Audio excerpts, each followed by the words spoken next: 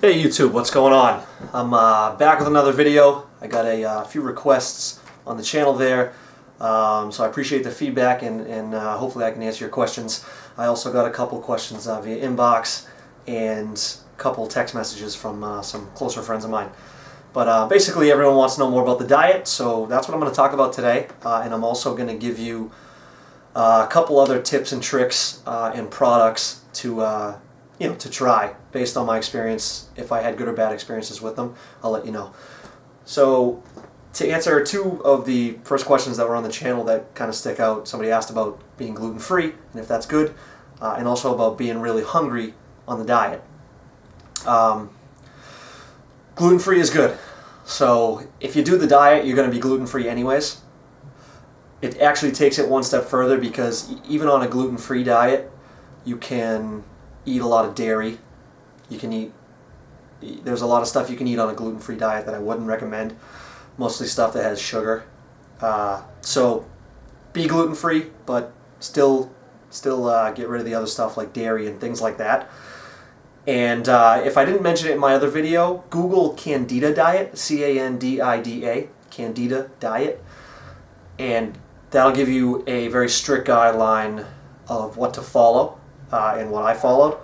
But like I said in the last video, always be conscious of what's going on with your body, because your experience will be slightly different than everybody else's, and you just need to pay attention to what triggers stuff for you. So I'm going to start off with a diet, and people wanted some recommendations on what to cook. So I ate a lot of eggs on this diet. They're cheap, they have everything you need, and they're simple. I mean, you can cook eggs really fast. Hard-boiled, scrambled, doesn't matter. Eat them however way you want. So I would do a lot of variations of that. I would add vegetables like broccoli and onions, peppers. Sometimes people say peppers can be a trigger for them. They weren't for me. Thank God, I guess. So I ate a lot of what I call hurricane eggs, a little onion, broccoli, peppers. I'd mix it up. I would often saute them in coconut oil. Gives a nice little flavor. So I ate a lot of eggs, any way, shape, or form that has positive vegetables that you can eat, which you can pretty much eat any fresh vegetables. I'll go over a couple later that you might want to stay away from, but for the most part, fresh vegetables all around are good. I ate a lot of grilled chicken, so I would grill chicken breast. When I did meal prep, I would do meal prep at the beginning of the week on a Monday, and I would do for meal prep for like 3 days for work, for lunch. So I would just grill chicken. You can use literally anything in your spice rack, like paprika, cumin, ginger, literally everything that comes in a dry spice rack. You can use all that stuff. Oregano, parsley, all that's good stuff. Garlic's awesome. Always eat a lot of garlic. So I do a lot of grilled chicken like that. Just mix up the spices, and I'd have them with a vegetable, either frozen or one that I grilled up that day. I'd eat a lot of avocado. I love avocado. So I would just bring an avocado and a chicken, like a nice big chicken breast for lunch. That would be my lunch. You can do 2 chicken breasts if you're that hungry, absolutely. Or 2 avocados, whatever you want to do. I did a lot of asparagus and broccoli. Cauliflower, I did a lot of cauliflower. That's another simple one like broccoli. Just wash it off. I eat it raw oftentimes. If you don't like it raw, just saute it, coconut oil, a little bit of sea salt, maybe some cayenne pepper, if you like it spicy. You can do things like that. And I'm not going to give you a huge variation here because I didn't vary my diet too much. I literally just rotated spices with different meats. And I'm not a great chef, so I just would throw shit together. Most of the time it came out alright, but sometimes I would have a couple combinations where I'm like, I'm not going to make that one again. So baked fish. I did a lot of cod and oh my god, I'm having a mind blank. Any white fish. Just bake it, garlic, butter, lemon. That was pretty much how I did it. A little bit of sea salt. Use sea salt too, don't use regular salt. Lamb, you can do lamb and beef. So I did lamb chops once in a while with I love like rosemary. Rosemary and I forget what else, garlic maybe. Did lamb a couple times. I did hamburgers a lot, so I would buy just in bulk, like 85% lean. You know, you can do 80% lean or 90% lean meat. But I would buy ground beef, 85% lean, and I would hand roll my own, my own burgers. And then I would freeze them. I would like wrap them individually in saran wrap. Sounds like a pain in the ass. It really didn't take that long. So I don't know, depending on how much time you have. Once it's done, you don't have to do it for like, another month. You can do it once a month and have, 20, 30 burgers lined up to go. And then when I pull them out of the freezer to thaw them, then I would season them a different way. I didn't get too crazy with the beef. Eventually I started using the Montreal seasoning, which there's a couple things in there that at first I wouldn't recommend. So at first I just did literally salt and pepper. Sometimes rosemary. I would try weird things like that, the rosemary was good in it actually. So that was basically what I ate for 12 weeks. I wish I had some more ideas for you. I don't, because that's literally what I ate. But sometimes I would eat eggs for breakfast and dinner because they were so simple and I didn't feel like, grilling up food again at night. Because sometimes I'd go to the gym after work and I would get home late and I just wouldn't have, 45 minutes to an hour to spend preparing dinner. So I'd eat eggs. They take literally 5 minutes. So that's mostly what I ate. If you have any more specific questions, let me know. I hope that helps you though. But like I said before, it's very repetitive and it's kind of annoying. But it's literally what you have to do for a little while. But it gets better. Don't worry. You can start adding shit back in eventually. So now I want to do tell you a couple products and tips to help you as well. So one thing I'm going to say is to pay attention when and how often and what they look like when you're having bowel movements. It's gross to talk about, but it's important. If you're constipated for a couple days or you're having diarrhea for a couple days, something's going on in here. So I did a lot of things. I tried a lot of stuff throughout this process, but I'm going to give you a couple things right now that will help you. If you want to try them, I would recommend giving them a shot. One type of cleanse I did was I would take cayenne pepper, just basic cayenne pepper, put it in like 4 to 6 ounces of warm water, lukewarm water. Don't make it scalding hot, but you don't want it to be cold. You want it to be warm. And take I think it's a quarter of a teaspoon. So it's not a ton, but you should basically just coat the top, nice light dusting on the top of the water, and squeeze about half of a lemon into the water and drink it. It kind of sucks. It makes your stomach feel like shit for like 10 minutes and you get really hot because of the cayenne pepper. It's a little bit rough on your throat and your stomach, but it's good and it'll induce a bowel movement within probably 2 hours at the most. Turmeric's a good cooking spice that I used a lot that they say is very helpful. I liked it. It's kind of weird. Now these two products are supposed to help your gut. These two I would recommend maybe giving a shot if you've tried a bunch of other stuff and you just want something else to supplement it, but I'm not sure how much I felt these worked.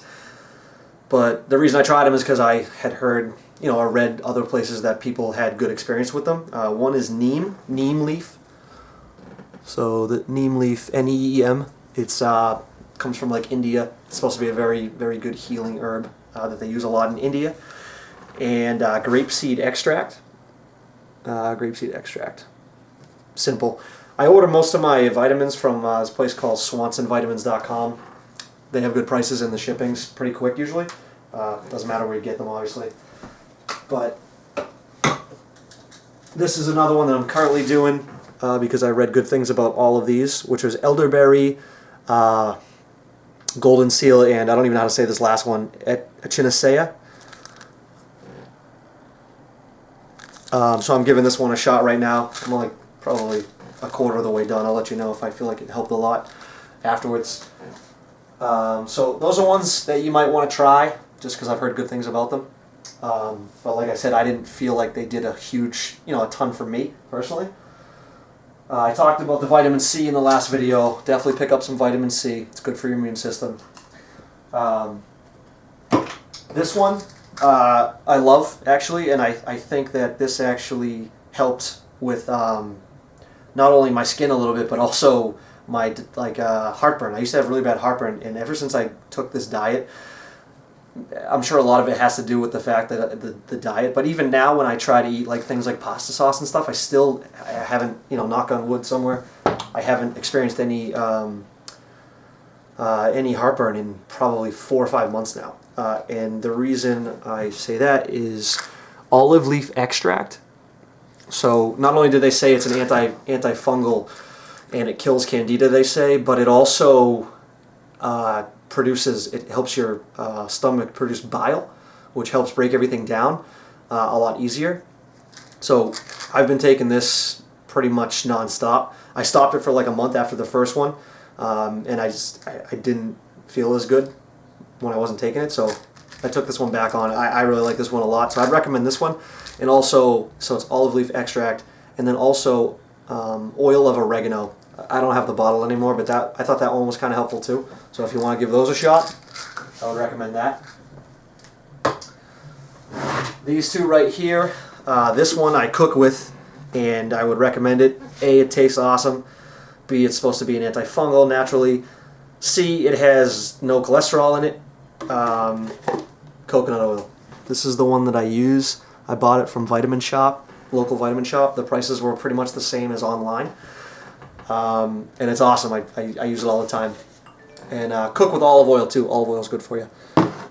And this one you can eat. I also put it in my head, on my scalp. I use it to clean my hair a couple times because I read good things about that. And I did feel it helped a little bit when I did that. Just don't do it too often, maybe twice a week. But it's organic apple cider vinegar. If you've done research, you've obviously read good things about this stuff, I'm assuming, because it's people claim good stuff about it everywhere. But get the one that says with the mother, which is you want it unpasteurized, so you don't want them to heat treat it and get rid of the bacteria. You want it to be natural. So that one, sometimes I would drink it in the morning. It tastes like shit, I won't lie. Not a huge fan of drinking that one, because I think the way you do it is like 8 ounces of water, and I think it's a tablespoon, if I remember correctly. I haven't done it in a while. Tablespoon of apple cider vinegar, and you just drink it. You don't have to chug it, but it doesn't taste great. So I'll give that a shot. And then this one is just a cover-up, but it definitely helps. So like when I had it really bad in my, my T area on my face, I had it on my chin up here, I would put this on it, castor oil. This bottle probably, I think it was like $1.50, and I haven't even gone through, I still have half the bottle. I've been using it for like 5 months. Castor oil, if you don't know anything about it, is from the castor bean. It's actually supposed to be used as a laxative, but there was this guy on YouTube, I forget his name, and I'll try and look it up again and I'll post it in the comment section, but he recommended castor oil.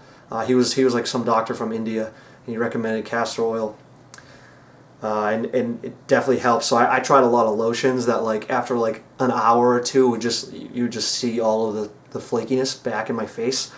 This takes that away. It doesn't cure it, obviously. Like it ends up going away from the diet, but if you want a cover up for the day or while you're doing the diet so that you don't see it, that's a good one. And you just put a little bit right there.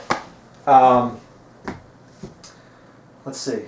Oh, so hopefully that's helpful. Let me know if you have any more questions on that stuff. But now I want to give you a couple more triggers. I talked about a couple triggers last time, but naturally the more I thought about it, I thought of other triggers that that I noticed a lot.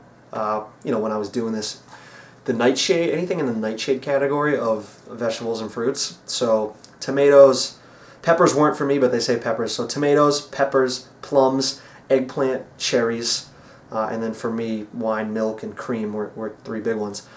But tomatoes, plums, and cherries, I all noticed. And the plum, actually, The plum I did on purpose. I literally was like, I heard that that was a thing, and I had just started eating fruit again in my diet at one point, and I was like, you know what, I'm going to try eating a plum. I want to see, if that happens. Literally, like, probably like an hour and a half after eating the plum, my face right here was really red, and it had been good for the last couple days before that, and I got really red in there, and then I could feel it on my scalp, like I talked about with the Chobani yogurt before. So there was some, for me, there was some definite no-nos on the plums. I didn't try eggplant. I did try cherries. It wasn't as bad as the plum, but it was definitely noticeable. And tomatoes took me a while to notice, but once I noticed, it was like pretty obvious. I think the first realization, I kind of had a feeling, but then I was playing in a golf tournament, and it was like 9 in the morning, and I hadn't eaten anything yet, and we had a Bloody Mary. All the tomato and the Bloody Mary. It was like instant, and it was like wicked bad that day, and I was like, this has to be the reason. So I hope that's helpful. If you have any more questions, I wanted to keep this video fairly short, so I don't know what I'm running on. Hopefully it's under 10 minutes, and hopefully that it helps you. And the probiotic, crap, I forgot about the probiotic. The probiotic is made by UA Labs, and it's called ProBio Plus DDS. I will put a link in YouTube on that probiotic, because I forgot to bring it with me to show you. So I hope that helps you. If you have any questions, please keep them coming. I want you guys to have an awesome experience, realizing these things with your body, so that you can not have to deal with your psoriasis anymore. That's what it's all about, right? So have a good day, good luck, and I will talk to you soon.